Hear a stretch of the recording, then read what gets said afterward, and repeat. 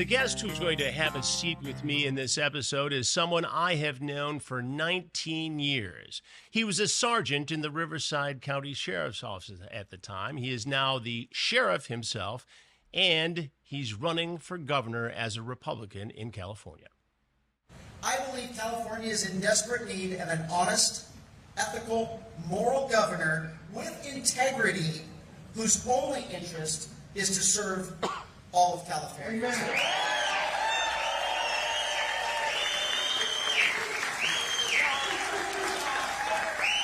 I will be that governor.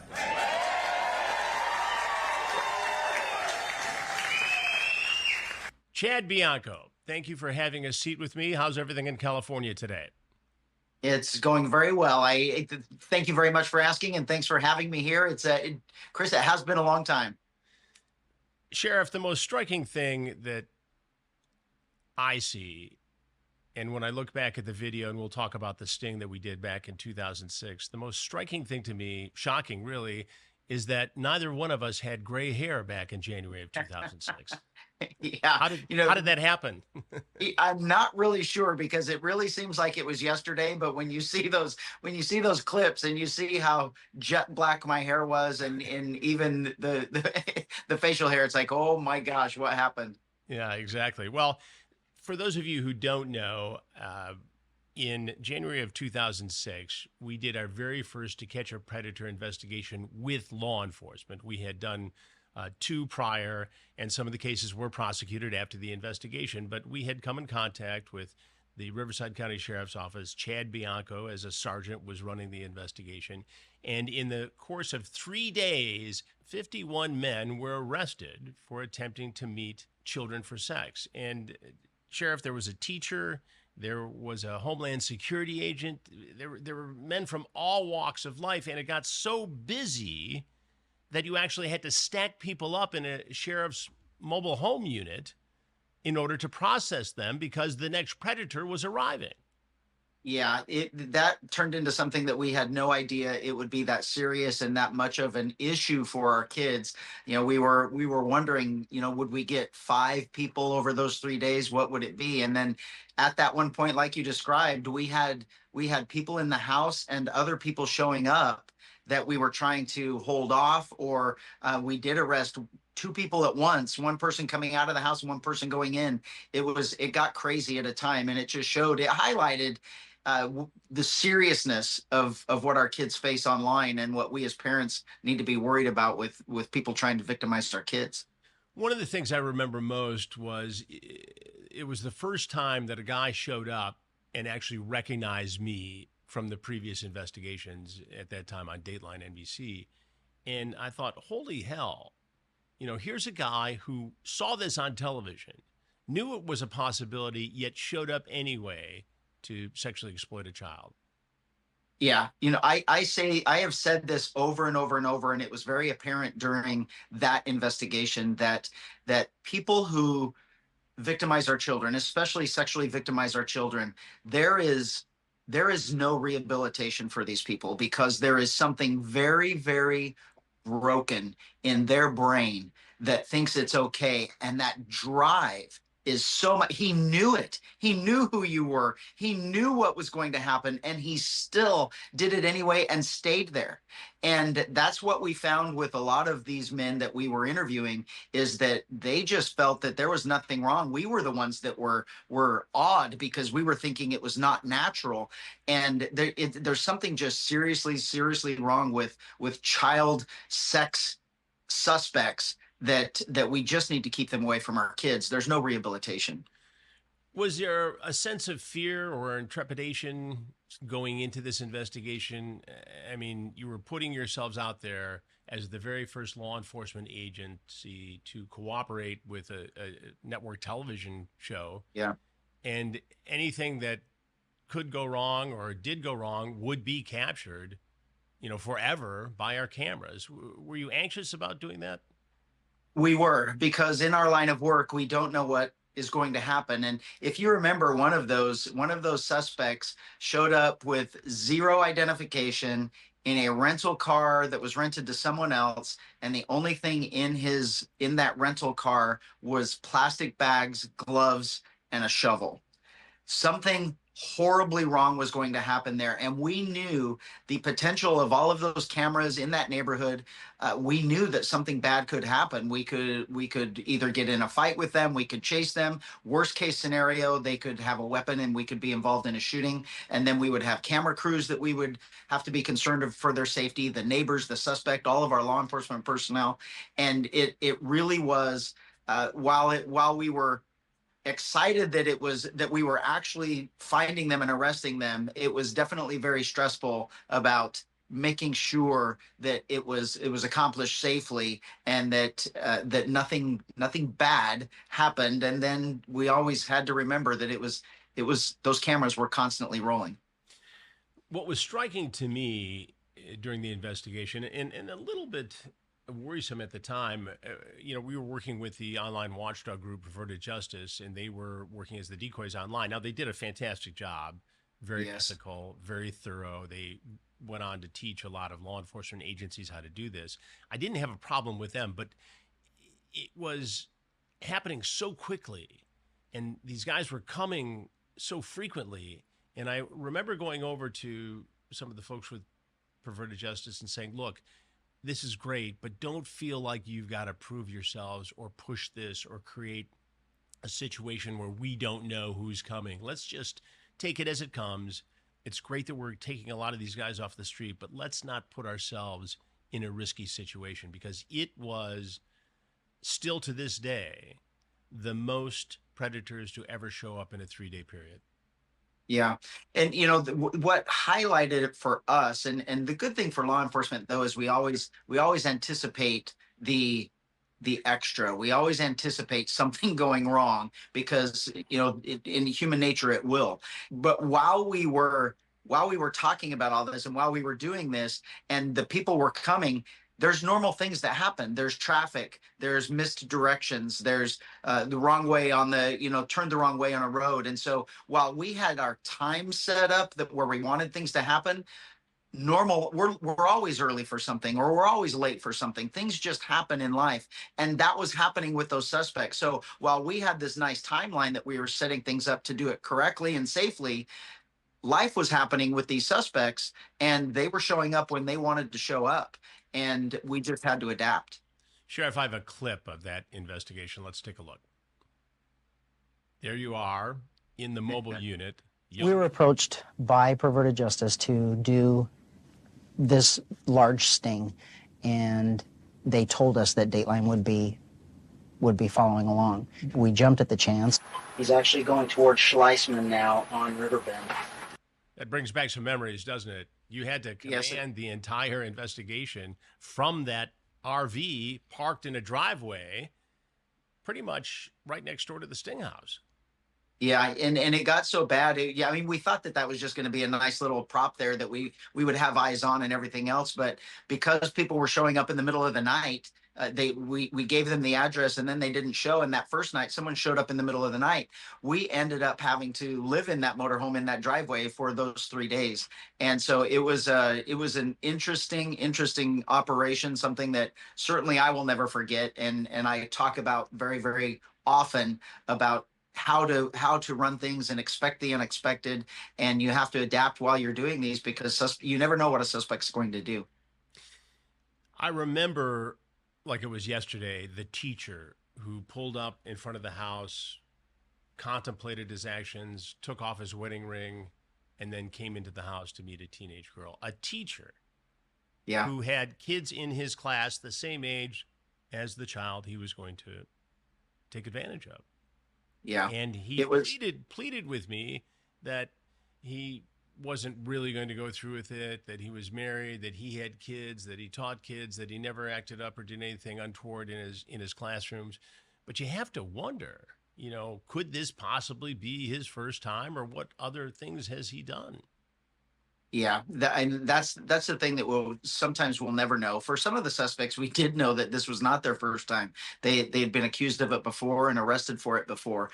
But others, they were so confident that were coming up to him. He was a little bit different. He did hesitate and everything else. So, I mean, I would hope that it was the first, but, you know, you never know. You There were two absolutely other never know.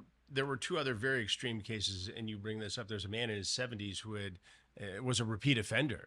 He had to register as a sex offender, and he was on his third offense when he walked into our sting house. He went away for some 24 years. Another guy sort of was flying under the radar because he had offended and gone to jail in, I believe it was Oregon, when he assaulted children who were seeing him in a big brother big sister type situation, and a family trusted him, and he violated them in the worst way. And I remember doing the interview with the mom of those kids, and just the shock that he was able to get out of prison from the charges he faced in that case, and the relief that he had been arrested and probably taken off the street for a very long time in your case. Yeah, he did get a good sentence for us, but the best sentence that he got was that he had to go back to where he had already been sentenced and been let out on parole. But that violation of parole was a 25 to life violation. So he will be put away for a long time. And he, that's what I say before, that there is no rehabilitation for these people. We just have to keep them away from our kids. And in his case, he proved that there was no rehabilitation. He was going to victimize someone that was actually trying to help him. And we are now able to keep him away from the public, from victimizing someone else. I've been investigating predators going after our children for more than 20 years. But did you know there are also predators who may be going after your own home, your biggest investment? Just think about this. When was the last time you checked your home title? That's the legal record proving that you own your home. If the answer is never, then this is for you. Scammers are stealing titles and your equity is the target. It happens all the time.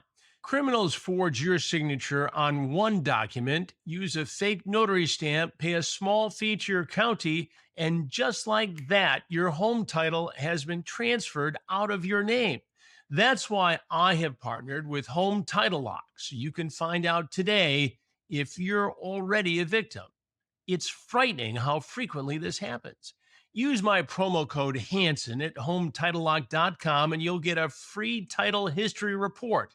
Plus, you'll get a free trial of their $1 million triple lock protection. That's a 24/7 monitoring of your title, urgent alerts to any changes, and if fraud does happen, they'll spend up to $1 million to fix it. Go to HometitleLock.com and use promo code Hansen. That's HometitleLock.com, promo code Hansen, Hansen. We have it on our home. You should too. You ultimately ran for sheriff in Riverside County. You got elected. You've been the sheriff for some time now. What made you decide to run for governor? As even talking about this right now, even while we're talking about this, and this was 20 years ago that we were dealing with this, and you and I have spoken in the years after me winning this election about doing another sting, and the reality of lawmakers in this state and the people that are in charge of this state is they are doing everything they can to make it easier for people to victimize our kids. They're doing it everything, and they're passing laws to make it to where we cannot do one of the things that you and I were able to successfully do and convict all these men of this horrible crime.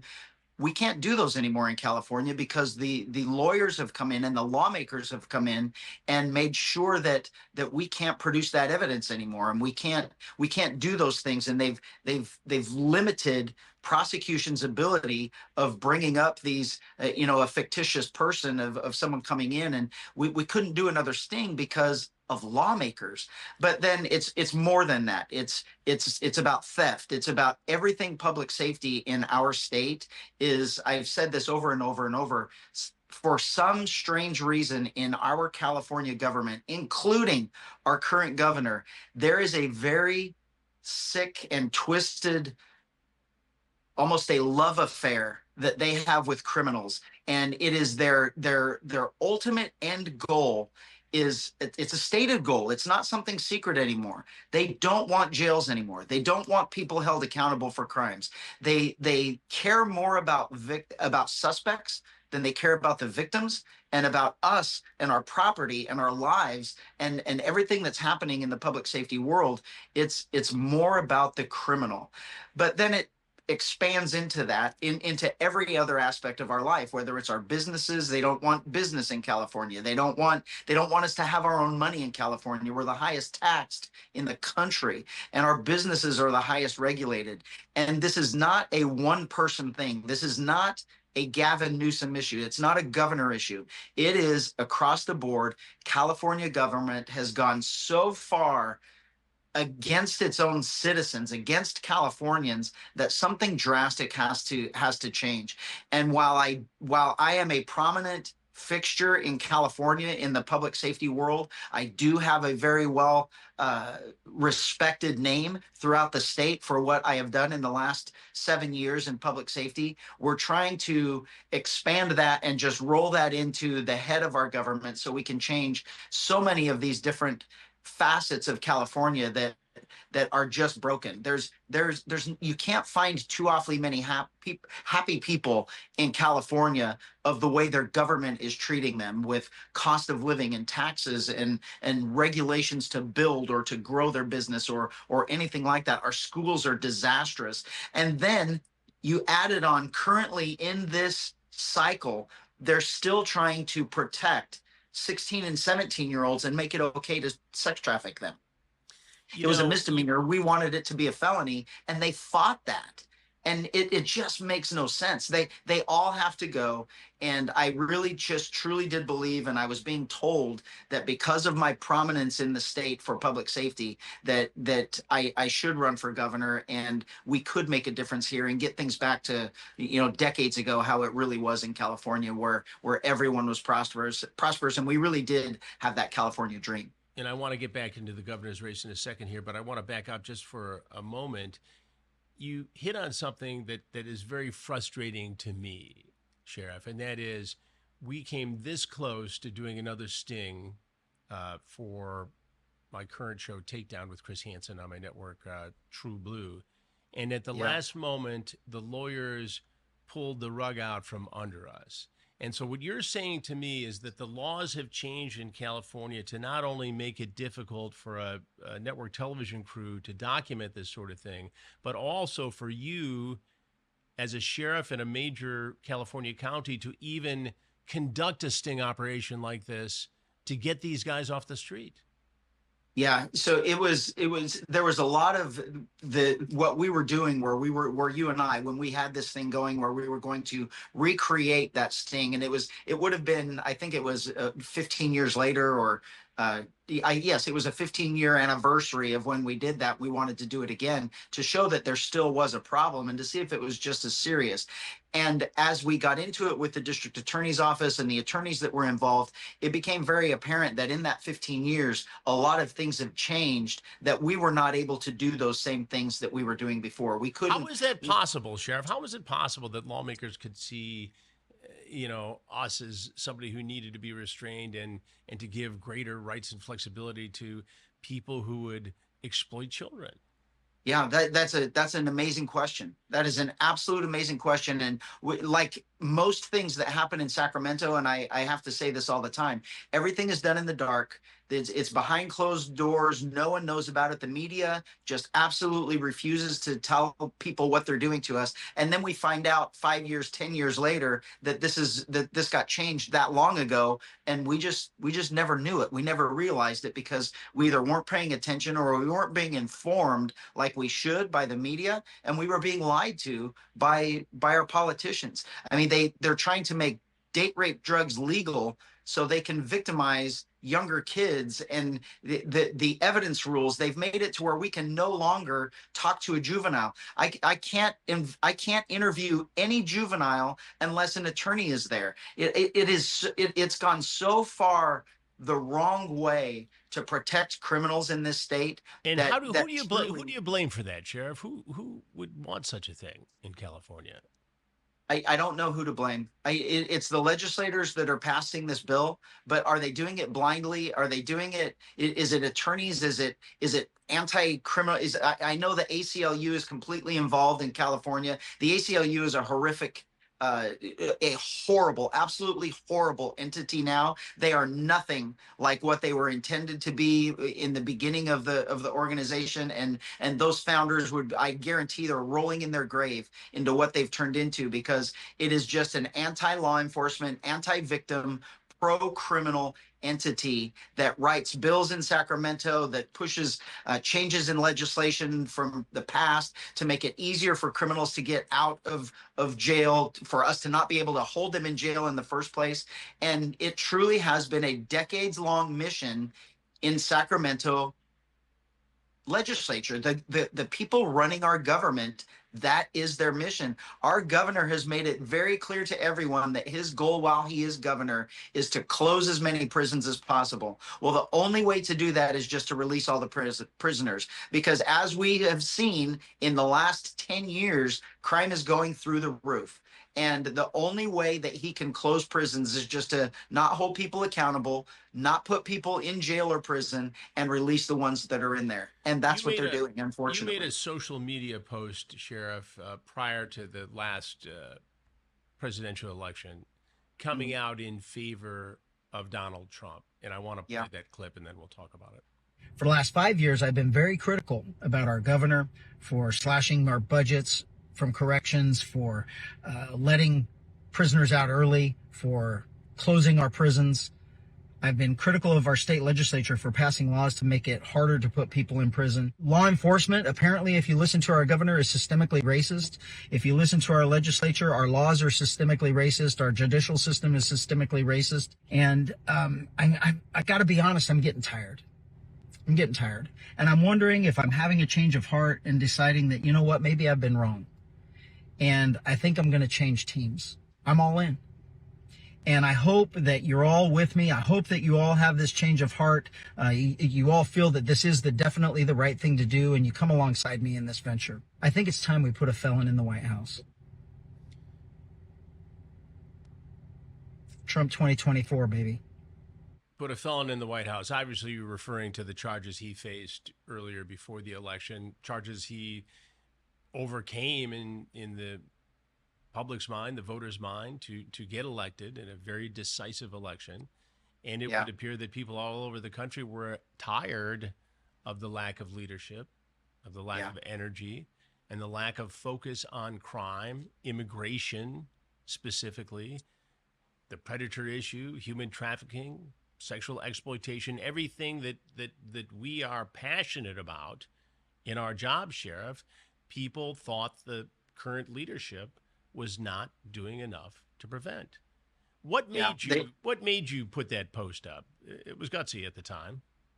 It was very frustrating, my feeling at the time, because it was, I am living this. I am living this love affair with criminals. They are, our leftist progressive Democrats believe, our entire California Democrats in our legislature, including our governor, our attorney general, believe that every single criminal is a victim, and it's all our fault that they commit crimes for one reason or another, and that they need to be protected from law enforcement and from society, because these criminals are nothing but victims of society. And so I've been battling for years to hold people accountable, to hold criminals accountable, to stop letting them out of jail, to keep them in jail so we don't have more victims. And then I watched this trial with President Trump, and I watched the entire left, every single Democrat that is in government, they just jumped on this whole felon. He's how horrible he is because he's a felon. And I'm looking at it like, wait a minute, you love felons. You keep releasing felons from jail. You keep saying that they are victims, and they were victims of the court, and they were victims of the cops, and they were victims of everything other than their own actions. And now all of a sudden we have another felon that you just don't like. So now we need to throw him in jail for life, and, death penalty and all these things that they were saying. And it just the hypocrisy was just ridiculous to me. So that was my way of saying this is how hypocritical all of you are.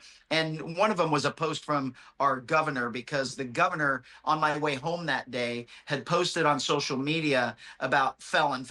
He just kept calling him a felon. And it was like, man, you are the ultimate hypocrite because you love felons. And so I made this to say, I've been fighting to put people in jail my whole life, and maybe I've been the one that was wrong. Maybe all these other leftist progressives, they're right with criminals, and we do need to take care of them. And part of that video was we give them money, and we give them drugs, and we give them alcohol, and we enable them to commit more crimes. And I'm like, well, I'm tired of fighting it. I'm going to just jump on their side. We should do everything we can for felons. And let's even go bigger. Let's put a felon in the White House. We'll show them how much we love felons. And what do you that's think of why the I made that president's post. job so far? What do you think of the president's job so far in the White House? I think he's done a great job. I have to admit there are some things that I don't agree with what he says, but what he does, I think he does absolutely everything for what's best for America and what he believes is going to make America great again and stronger again, and keeping America first. We shouldn't be doing things for the world when we have people here suffering. We shouldn't be victimized by other governments monetarily and those types of things. So I think he's doing a fantastic job, and he's doing everything that he said he was going to do in a public safety world. In one day, he shut down the border, which was completely wide open with criminals coming across the border on a daily basis by the millions. And he has stopped that in one day. He's done a fantastic job as far as I'm concerned. And that goes to show how lost the Democrats are, because he just changed all of the bad things that they've been doing for the last 4 years and sometimes longer, and they're angry about it. And let's talk about this crime thing again. They keep saying how horrible it is for him and crime, and he's a felon and all this stuff, but yet that's who they're protecting right now. They're protecting these monstrous felons who we are deporting, and it just makes absolutely no sense. If you are an actual person that is not controlled by your emotions, and you actually use reason and common sense in your day-to-day thinking, there should be absolutely no way you ever vote for a Democrat, because right now the Democrats that are running and the Democrats that are controlling government are 100% working for criminals and not for victims and not for law-abiding Americans. We recently were in San Francisco. I've been there 2 or 3 times on a documentary. We're working on a True Blue called The Merchants of Death, and we're taking a look at the fentanyl problem and its relationship to illegal immigrants. And what we learned is that the fentanyl trade is being controlled by a couple hundred illegal Honduran immigrants who then hand over the business when the heat gets upon them, and they go back to Honduras with their ill-gotten gains. They build mansions, and you can see, we went down there with our crews, and you can see the San Francisco 49er emblems of the Golden Gate Bridge, all kinds of money. These guys are making like $400,000 each a year, and they protect each other. And when they get arrested, there's no consequence. It's very difficult, as you know from your experience in law enforcement, to trace this money. The feds are frustrated. They're trying to crack down, but these guys are getting prosecuted, and the judges say, well, there's nothing I can do. So they cut them loose, and they're back out on the street. They get arrested 5 or 6 times before they even feel enough heat and go back to Honduras, where they live the life of a millionaire.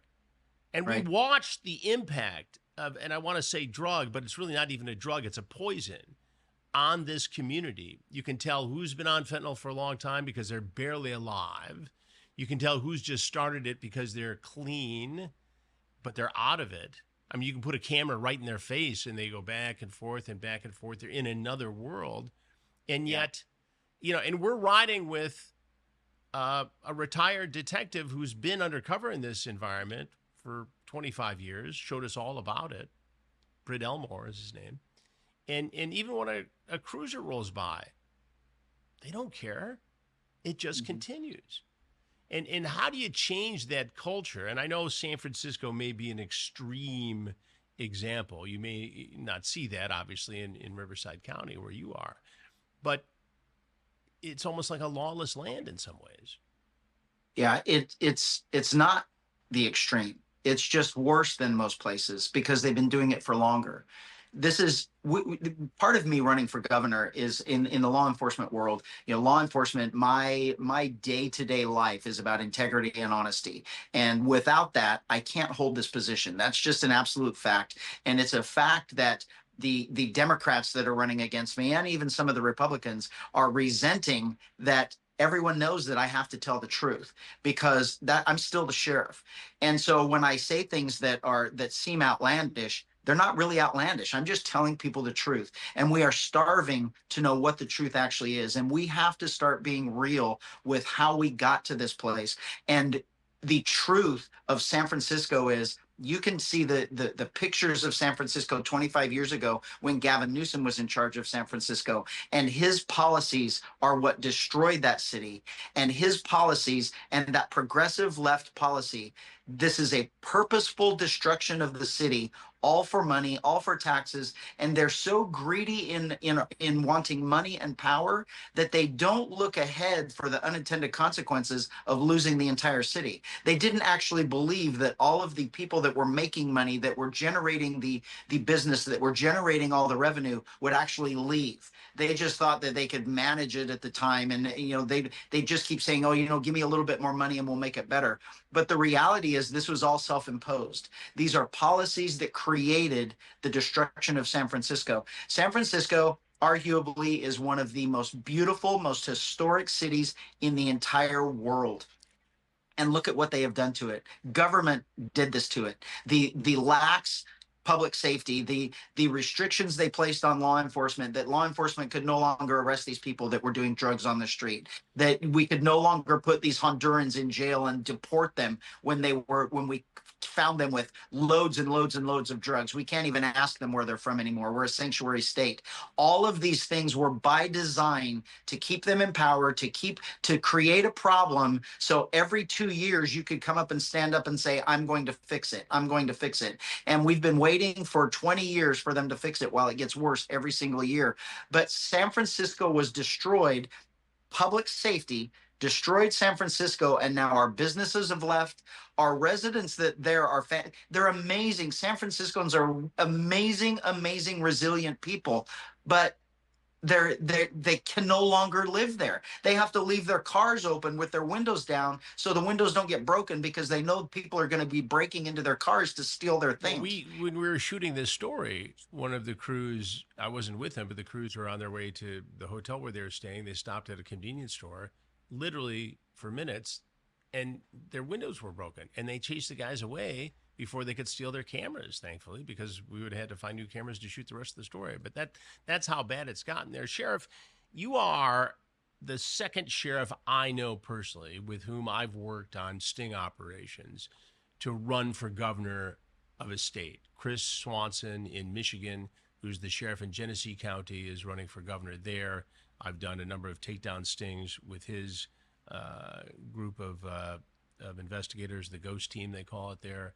I've worked with you. Now you're running for the governor's office of California. What makes a sheriff qualified to be a governor? What special characteristics have you had to have for your job as sheriff, for the chief law enforcement officer, an elected chief law enforcement officer of Riverside County? How does that translate into being a good governor? It's a perfect transition, I believe, and especially for our times. And I'll add one governor to you, and he's truly I don't want to say a mentor, but it's definitely someone who I looked up to.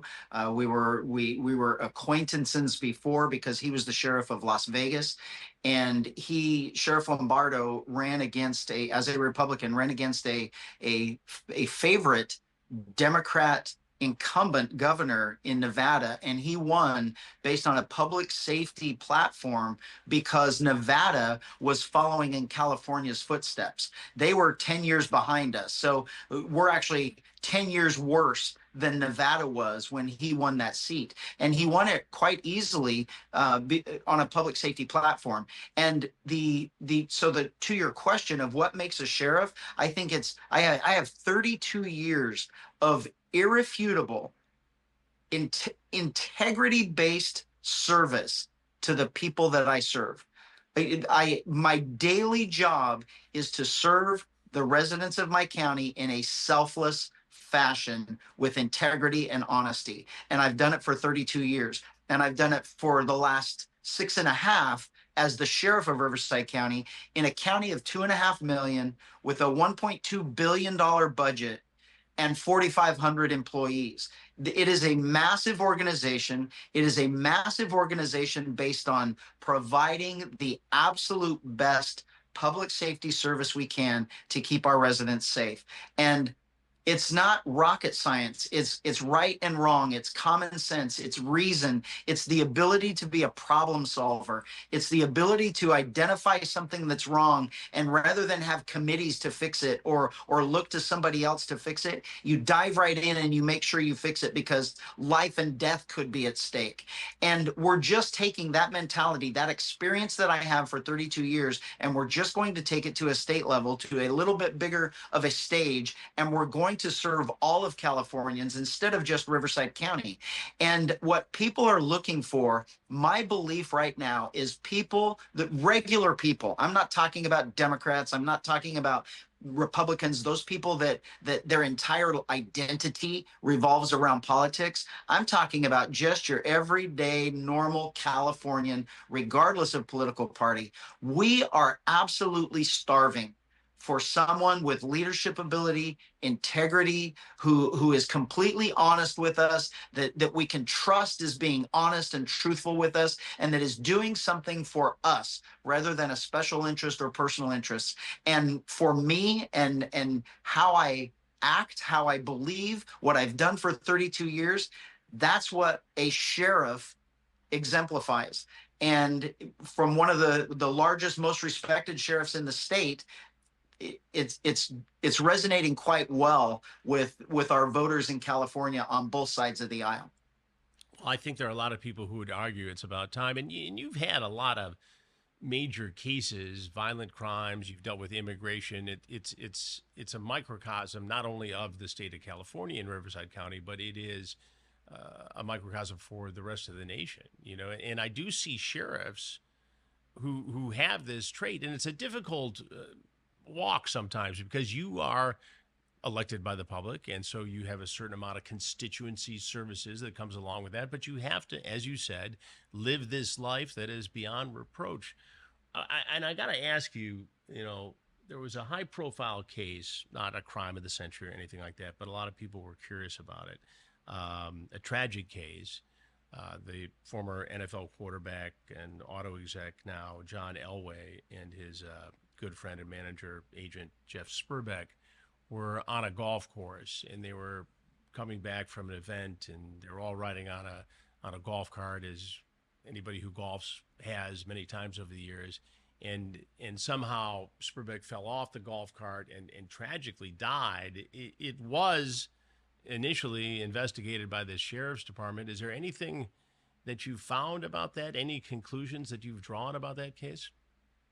No, it was a horrible accident. And for us, it was one of those things, and I don't mean to bash the media when I'm saying this, but it was accidents happen all the time. And unfortunately, accidents don't happen with high profile people all the time. And there seemed to be this just an overwhelming need and desire for the media to somehow say that there was some nefarious action. Somebody did something wrong, and we need to arrest a celebrity. We need to, there's got to be something wrong. He did something wrong. And the reality of life is, we are all going to die, and we don't get to pick how we die. And sometimes there are just absolutely tragic accidents. And some people in the media, and a lot of people on social media that are just residents out there, not the media that was reporting it. It's these people that are just obsessed with negativity and bringing someone else down, maybe to make themselves feel better. But the they were looking for blood. They wanted someone to be arrested and put in jail. And there are accidents that happen every single day, all day long. And in the law enforcement world, we have them, and sometimes it's our job to look at those things and say, yeah, there's nothing criminal here. This was a horrific accident, and this tragic accident ended with someone losing their life, but by no fault of anyone's at all. And that is why that's why we call them accidents. So Spripik just fell off, and he fell off in the wrong place, and it happened to be a place where there's a curb, and he sadly hit his head on that curb. Yeah, and it's all speculation by us now, because we know that he wasn't forced off. We know that there was nothing that caused him to fall off. He either just slipped and fell, or fell off for whatever reason. He's the only one that would be able to tell us, and unfortunately, he can't. But then at the place that it happened, it's exactly what you said. It was a series of tragic events and circumstances and exact locations that all came into play to end in an absolutely horrific, tragic accident for him, for his family, for his friends, for everyone involved. Well, I know the tabloid media always wants to, get to the bottom of it, and sometimes it is, as you say, Sheriff, just a tragic accident, and it's terrible. Our hearts go out to both families. So you've got the election coming up. What do you think your odds are? Yeah, I don't really want to put odds on them. I know I'm looking for 50% plus one, and I honestly believe we're going to get it.